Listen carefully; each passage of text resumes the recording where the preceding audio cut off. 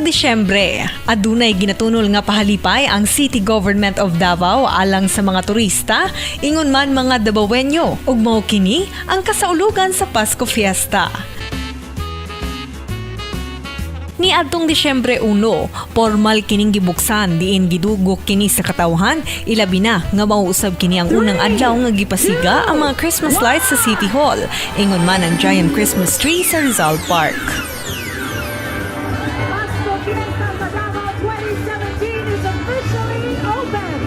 Sa maong opening ceremony, gilangkuban kini sa nagkadaiyang performance gikan sa mga local artists nga miapil og mga international contests.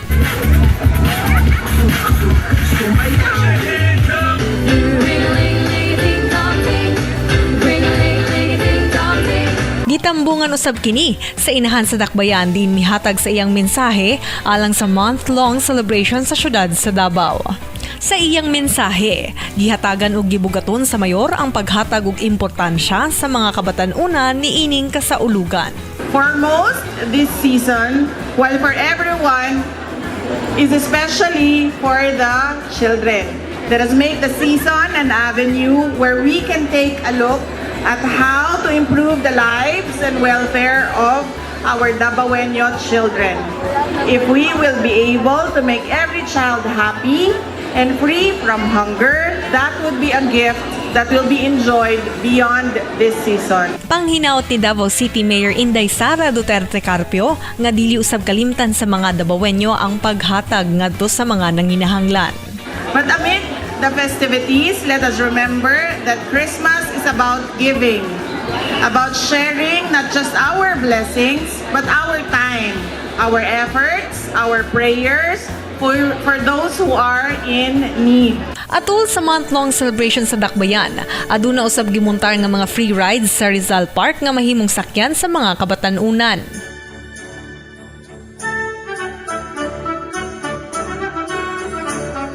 Aduna usab mga pa-contest ang City Government of Davao nga gisalmutan sa mga katawhan. Usa na dinhi ang parol sa mga barangay. Diin tanang mga barangay dinhi sa syudad nagpabonggahay sa mga parol nga naka-display sa Marfori Botanical Garden.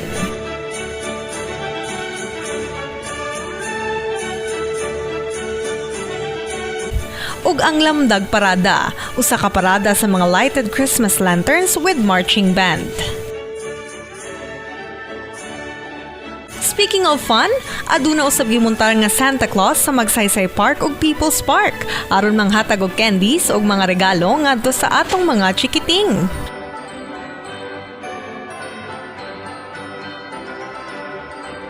Of course, dili usab mawala ang mga pagkaon nga usa-usab sa mga highlight karong Pasko. Nangita ba mo og affordable yet very lami nga pagkaon?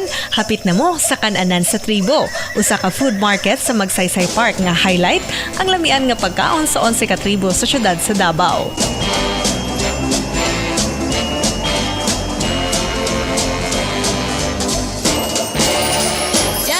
Ug ang Kaan Davao, usa ka Christmas food street nga nahimutang diha sa may dalang Palmahil.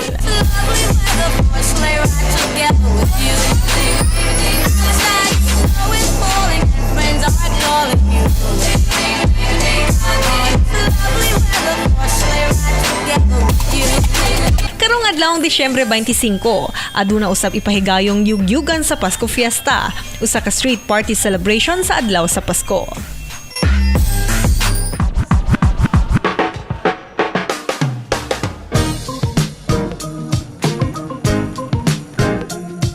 Merry Christmas mga kasama ug nang hinaot ako nga nalingaw usab mo sa mga pahalipay gikan sa City Government of Davao alang sa mga Davaoenyo karong kasaulugan sa Pasko.